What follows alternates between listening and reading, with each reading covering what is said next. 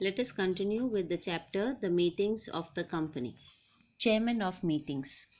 The person selected by the members to conduct the proceeding and management of the meeting is known as chairman.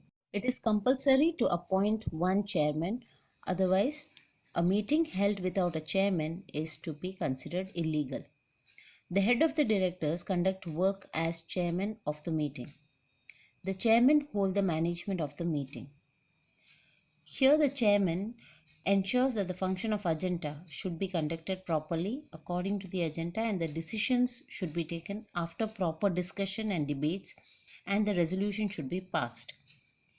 If any director is not willing to work as chairman or any director does not appear within 15 minutes upon prescribed time, then the present member may select anyone amongst them as chairman. The above provisions, however, do not apply to the single person company. Now let us see to the qualifications. He should have knowledge of the rights and duties of the chairman.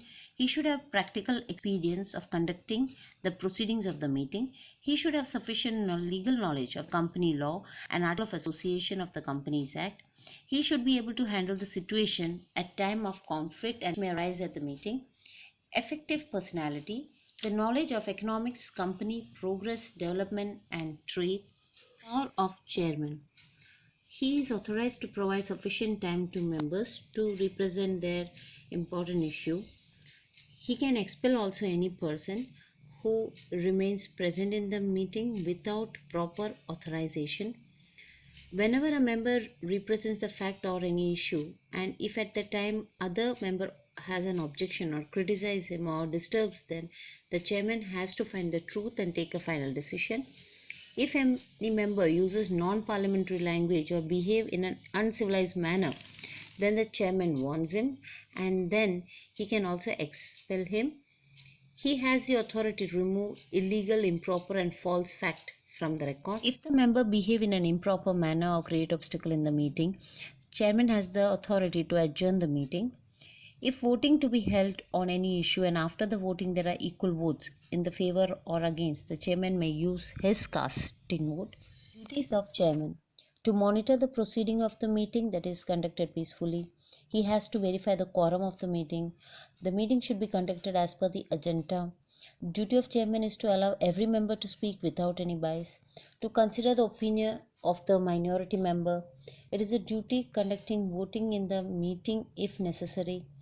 Chairman should use his casting vote very carefully and then declare the result. Let us learn about the minutes book. Minutes book means writing of proceeding decisions in a proper and systematic manner. According to the company laws, this has to be maintained. Here in the minutes book, it's a written evidence of the discussion and resolution passed in the meeting. The company secretary prepares this book as per the agenda of the meeting after the completion of the proceedings. The presence of the member is also an evidence from the minutes book. Now the objectives are to obtain the information of the present members in the meeting, to get the information regarding the proposal, discussion, decisions and resolution passed, written evidence for future reference.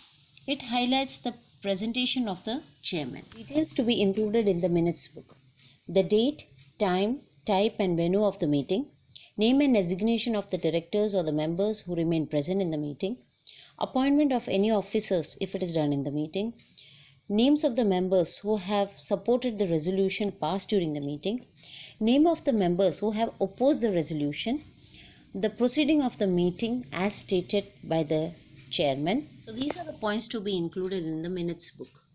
Voting. According to Indian company law, it is necessary that the decisions and resolution be passed by a majority of the member.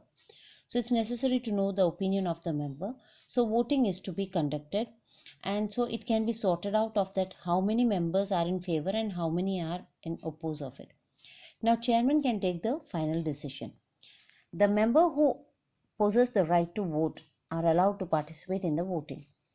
Voting is conducted by following method: voting by show of hand, by vocal or by voice, voting by poll, voting by electronic machines, voting by postal votes, voting by division of the assembly.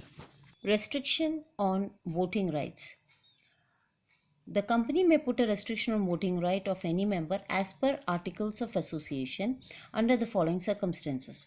If a shareholder who has not deposited installment which is due to him, if the company has a lien on shares of the shareholder, in such circumstances, the company can restrict the right of voting.